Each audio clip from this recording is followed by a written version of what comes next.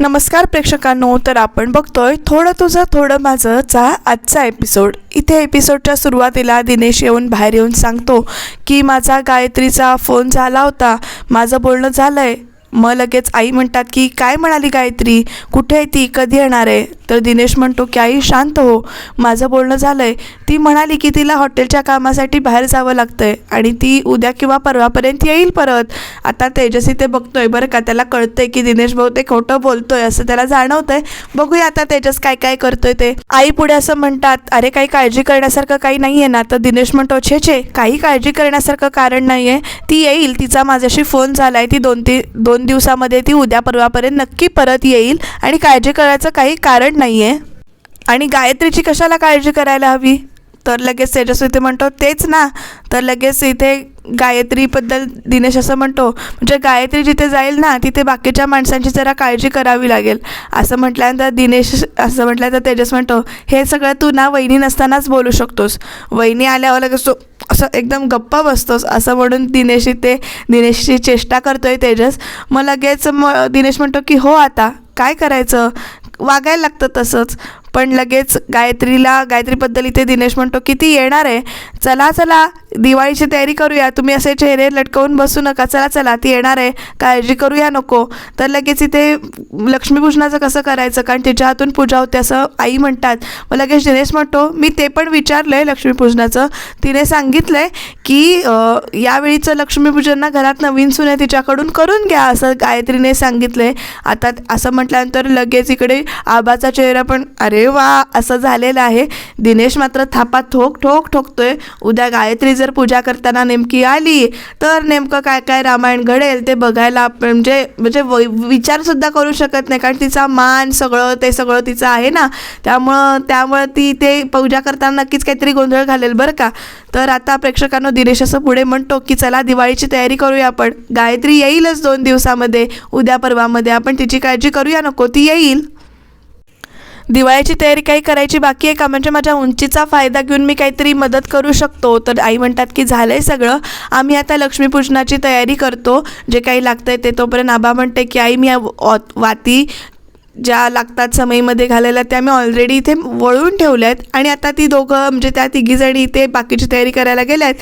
तर तेजस दिनेशकडे असा वेगळ्या नजरेने बघतोय आणि मग आता तेजस काय म्हणतोय बघा दिनेशला, उंच दिनू दादा थांब की रे.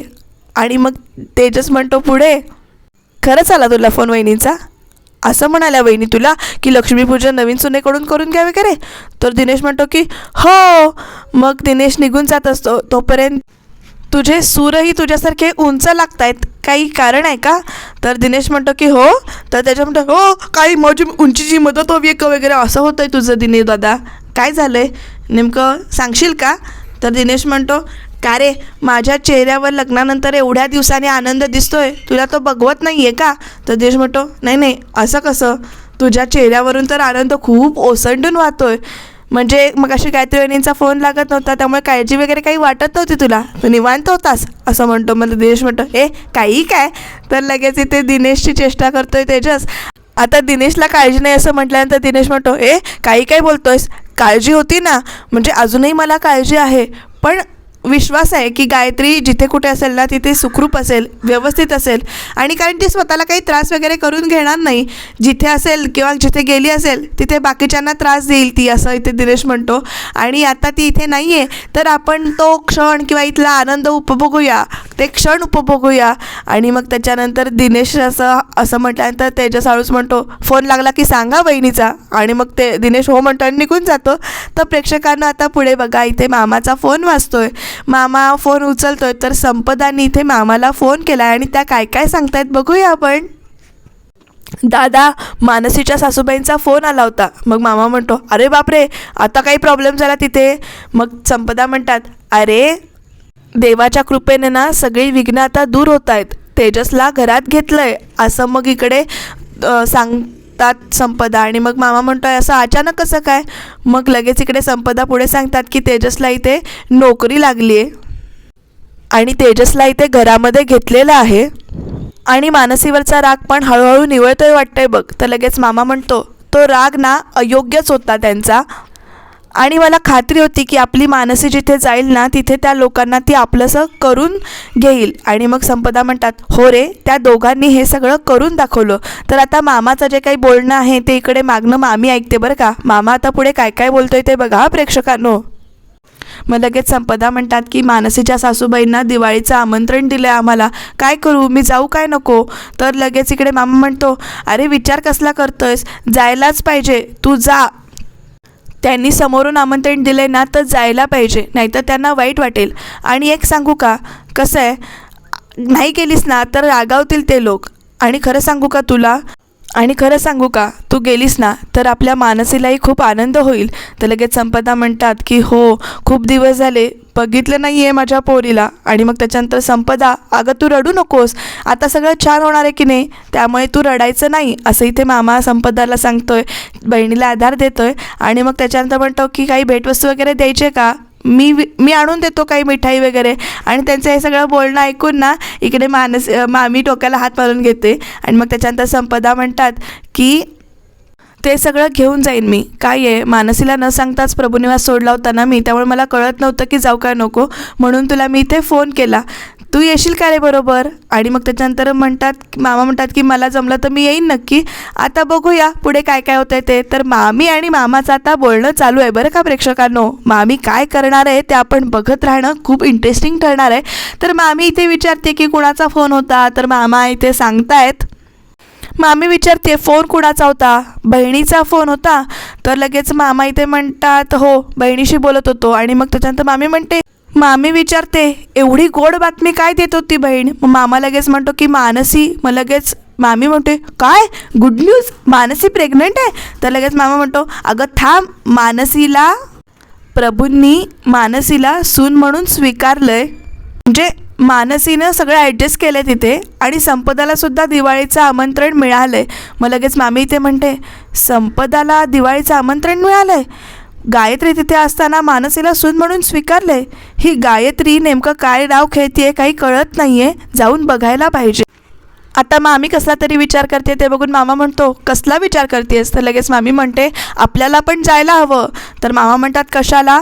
तर मामी म्हणते अहो प्रभूंच्या घरच्या धाकट्या लेकाची पहिली दिवाळी आहे, नवीन लग्न झालं आहे, दिवाळी किती मोठ्याने साजरी करतील ती, त्यामुळे आपल्याला जायला पाहिजे. तर मामा म्हणतो आपल्याला आमंत्रण नाही आहे. तर मामी म्हणते मला आमंत्रण मिळालं आहे, आपण जाऊया सहपरिवार सहकुटुंब प्रभूंकडे. तर प्रेक्षकांनो आता गायत्री इथे आलेली आहे आणि ती नेमकी कुणाला भेटायला आली आहे, 2 दिवस गायत्री कुठे गायब होती, ते सगळ्या प्रश्नांची उत्तरं आपल्याला आता कळणार आहेत. कारण गायत्री इथे पोलीस स्टेशनमध्ये भेटायला आली आहे, अर्थात तिच्या बाबांना भेटायला आली आहे. आणि ती टेबलवर बसून इथे एकदम बोलायला चालू करते की म्हणतीये बाबा आय एम सॉरी, या दिवाळीतसुद्धा आपली भेट अशीच होती आहे, आय एम सॉरी, मी अजूनही प्रभुनिवास पाडू शकलेले नाही आहे. ज्या माणसांमुळे तुमची ही अवस्था झाली आहे त्यांना अजूनही मी तुमच्यासमोर गुन्हेगार म्हणून आणू शकले नाही आहे. ती व्यक्ती कोण आहे ते आपल्याला कळत नाही आहे बरं का प्रेक्षकांनो. पण गायत्री ते एकदम रडतीये, माफ करा बाबा, मला माफ करा. मग गायत्रीला इथे तेजसचं बोलणं आठवतं आहे, तुमचे सगळे पैसे फेडणार वहिनी, आणि मला तुमचा हारलेला चेहरा बघायला इथे नक्की आवडेल, असं जे गायत्रीला तेजस म्हणतो ते इथे आठवतं आहे. आणि मग गायत्री इथे पुढे असं म्हणते बाबांना की पण आता बास झालं, आता ना मी असं काहीतरी करेन, कुणाचा तरी जीव घ्यावा लागला ना तरी मागे पुढे पाहणार नाही मी. इनफॅक्ट आता पुढचा बळी घ्यायची वेळ झाली आहे, असं आता गायत्री म्हणते. प्रेक्षकांनो गायत्री नेमका कुणाचा बळी घेईल आता तुम्हाला काय वाटतं ते कमेंटमध्ये नक्की सांगा. कारण गायत्रीने आता निश्चय केला आहे की आता पुढचा बळी घ्यायची वेळ झाली आहे आणि ती आता सुडाने इथे पेटून उठली आहे. तर प्रेक्षकांनो इकडे किल्ला बनवायची तयारी चालू आहे बरं का. बंटी आणि इथे मानसी दोघे मिळून इथे किल्ला तयार करतायत. आणि मग बंटी मानसीला प्रश्न विचारतोय, तो काय काय प्रश्न विचारतोय ते बघूया आपण. तर बंटी विचारतोय प्रेक्षकांनो इथे मानसीला की आपण दिवाळीला किल्ला का बनवतो, तुला माहिती आहे का. तर मानसी विचारते नाही रे, तुला माहिती आहे का. तर इकडे तो बंटी म्हणतो आजोबांनी सांगितलं होतं की ते काय ते म्हणतात ना शौ. मग मानसी म्हणते शौर्य. तर बंटी म्हणतो त्याचं सिम्बॉल आहे ते शौर्याचं. आणि आजीने ना मला गोष्ट पण सांगितली होती रामाची, पण आता ती मला इथे आठवत नाहीये. तर तिकडे तेजस ना आईला खुणा करतोय. त्या दोघांचं चालू दे, तू जाऊ नकोस, कारण आई इथे जायला निघालेले असतात. बंटी म्हणतोय ती मला गोष्ट आठवत नाहीये रामाची. आता मानसी त्याला काय सांगते ते आपण बघूया बरं का. मराठीतला अश्विन महिना माहितीये का रे तुला? तर बंटी म्हणतो की हो. तर त्या महिन्यातल्या अमावस्येला भगवान राम, लक्ष्मण आणि सीता अयोध्येला परत आले. ते परत येणार म्हणून सगळ्यांनी त्यांच्या स्वागतासाठी तुपाचे दिवे लावले आणि आपल्या घराच्या बाहेर छोटी छोटी मातीची घरं बनवली. मग बंटी म्हणतो म्हणजे आपण किल्ला बनवतोय तसं? तर मानसी म्हणते अगदी बरोबर, अशीच घरं आणि किल्ले बनवले होते. बंटी अरे इथे माती लाव, नाहीतर सगळं खाली कोसळेल, असं म्हणून बंटीला इथे मानसी माती लावायला लावते. मग पुढे विचारते बंटीला की तुम्ही हॉस्टेलमध्ये काय काय मजा करता, कोण कोण मित्र आहे तुझे, जरा सांग मला, असं मानसी त्याला बोलतं करण्याचा प्रयत्न करते. तर बंटी इथे सांगतोय तसं मला ना हॉस्टेलला राहायला नाही आवडत. बंटी हे जे काही बोलतोय ते आई आणि इकडे तेजस दोघंजणं मिळून ऐकतायत बरं का. बंटी सांगतोय की मला हॉस्टेलला राहायला नाही आवडत, पण मम्मा माझं ऐकतच नाही. ती बोलते तू इकडे यायचं नाही. आज बाबा आला नसता ना तर या दिवाळीत मला हॉस्टेललाच राहायला लागलं असतं, असं बंटी ते सांगतो. माझे सगळे मित्र दरवर्षी दिवाळीला आपापल्या घरी जातात, पण आत्ता आलाय की नाही बंटी घरी, असं सॅड नाही व्हायचं, असं म्हणत मानसी ना त्याचा सॅड झालेला मूड इथे चेंज करते. प्रेक्षकांनो, बंटी मानसी इथे किल्ला करतायत, हे सगळं इथे तेजस आणि आई बघतायत. तेजस एकटक मानसीकडे इथे बघत राहतो की कशी त्या एकदम लहान मुलांसोबत लहान होऊन किल्ला इथे तयार करतायत वगैरे. मानसीनं आता बंटीचा मूड चेंज केला आहे, त्याला किल्ला बनवायला परत इथे एनकरेज केलं आहे. आता बघूया पुढे काय होतंय ते.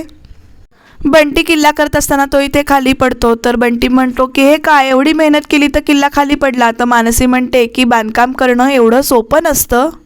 छत्रपती शिवाजी महाराजांनी आपल्यासाठी एवढे किल्ले जिंकले, एवढं स्वराज्य निर्माण केलं, तर आपण हा एक किल्ला परत नाही का करू शकत, असं म्हणून मानसी ते बंटीला विचारते.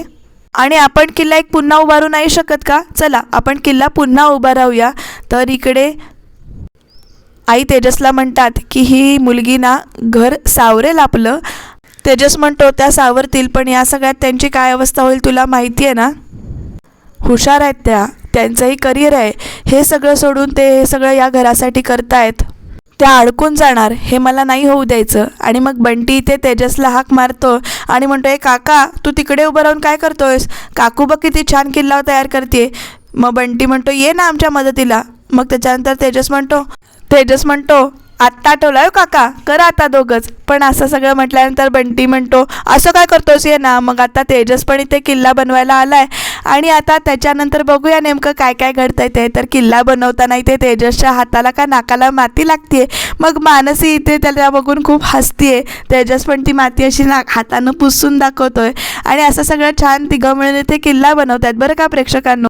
एकमेकांच्या हाताला हात लागल्यानंतर इथे गाणं चालू होतं, थोडं तुझं थोडं माझंचा टायटल ट्रॅक इथे चालू होतो. खूप छान वाटतंय बरं का हे गाणं ऐकताना आणि या दोघांना असं एकमेकांच्यामध्ये रमून जाताना, एकमेकांना समजून घेताना. तर असं सगळं तिघं मिळून इथे किल्ला करतायत प्रेक्षकांनो. मानसी हसतीये, तेजसच्या तोंडाला वगैरे माती लागतीये आणि मग त्याच्यानंतर इथे तेजस पण इथे छान इथे हसतोय. माती एकमेकांच्या हातात दोघं जणं देत आहेत, माती लावतायत, किल्ला तयार करतायत. तर प्रेक्षकांनो, इथे आतमध्ये आबा हंतरून घालतीये, झोपायची तयारी करते. तोपर्यंत आई येते आणि विचारते की आबा तू काय करतेयस. तर आबा म्हणते की आई मी हंतरून घालतीये, दादा वहिनी बाहेर आहेत ना त्यामुळे मी इथे हंतरून घालते, असं आबा आईला सांगते. मग आई इथे हंतरून उचलतात आणि म्हणतात की आता इथे हंतरून नाही घालायचं, आणि हे बघ तू आजपासून ना आमच्या खोलीत इथे झोपायला ये आणि हे अंथरूण ना तुझ्यासाठी ठेव. तर आबा म्हणते अगं काय झालं. तर आई म्हणतात अगं काय का, अगं एवढी शहाण्यासारखी एरवी तू वागतेस आणि आता असं का. अगं तेजस दादाचं लग्न झालं आहे ना, त्यांचं लग्न झालं त्यावेळी मानसी इथे एकटी होती आणि तेजस घराबाहेर होता, पण आता तसं नाही आहे, तेजस घरामध्ये आहे, पण आता घरामध्ये त्या दोघांची खोली नाही आहे, तेवढा त्यांना त्यांचा वेळ देऊया ना. आणि आजपासून तू आमच्या खोलीत झोप आणि आता मी इथे गादी घेऊन येते. आणि मग दोघीजण इथे स्वयंपाकघरात येतात. आणि आता बघूया पुढे काय काय होतं ते. तर आई सांगतात की इथे स्वयंपाकघरात अंथरूण घाल, ही गादी आणून देतात आणि म्हणतात की इथे स्वयंपाकघरामध्ये तेजस आणि इथे मानसी झोपतील. मग त्याच्यानंतर आई म्हणते की इथे किचनमध्ये. तर आबाला म्हणतात त्या की अगं त्याच्याशिवाय त्यांना प्रायव्हसी कशी मिळेल. आणि मग त्याच्यानंतर इथे त्या म्हणतात की आजपासून ही दोघं इथे आतमध्ये झोपतील आणि तू आमच्या खोलीत ये. तर आबाने 2 पांघरुणं ठेवलेली असतात, त्यातलं एक पांघरुण उचलतात. मग आबा म्हणते अगं पण यांना तेजसला त्याला पांघरुण. तर त्या म्हणतात की दोघं एकाच पांघरुणात झोपतील. अगं पण इथे पडदा लावायला हवा. तर आबा म्हणते की आपल्याकडे पडदा कुठे आहे. मग त्या म्हणतात की माझ्या 2 साड्या त्या तुला काढून देते, तर इथे तो पडदा म्हणून लावूया असं त्या दोघींनी इथे ठरवलं आहे. तर प्रेक्षकांनो इकडे किल्ला बघा किती छान दिसतोय. किल्ला छान तयार करून झालेला आहे, इथे मस्त दिसतोय. तर तेजस इथे बंटीला म्हणतो अरे किती वेळ हात धुतोयस, झाले की नाही हात धुवून. मग बंटी म्हणतो इथे की झालेत माझे हात धुवून. तो येतो इथे, काका रुमाल. मग तेजस म्हणतो की नाही आहे. आणि मग बंटी ना त्याच्या टी शर्टला इथे हात पुसतो. तर मानसी इथे हसते. मावळे ठेवून झाले आणि मग त्याच्यानंतर इथे छत्रपती शिवाजी महाराज गडावर इथे विराजमान झालेत. आणि मग त्याच्यानंतर तेजस इथे जय जयकार करतो आणि म्हणतो की बोला छत्रपती श्री शिवाजी महाराज की. मग सगळे मिळून इथे जय असा जयघोष करतात. काय बंट्या, आता कोणाची हिंमत आहे का इथे वाकड्या नजरेनं बघायची.